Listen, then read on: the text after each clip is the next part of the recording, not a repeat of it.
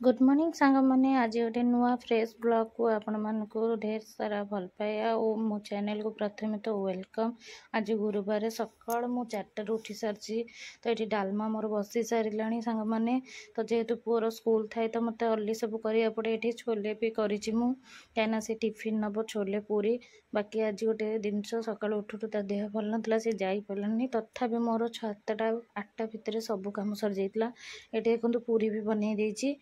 तो कौन करवा देह तार सडन खराब है से जापारानी तो मुझे सब एत परिश्रम कर 4टा रात उठी बनई और छाड़ सेमती दिने दिने हुए।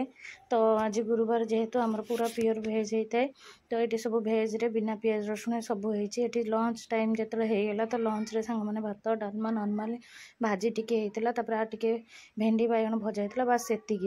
तो ये सांग मैंने खाईदे मोर आज गुरुवार ब्लॉग मुझे एंड करुच्ची। तो आशा करुच्ची आज ब्लॉग निहाती भल लगे भल लगे कमेंट लाइक शेयर निश्चिंत करेंगे प्लीज मो चैनल को टे सब्सक्राइब भी करने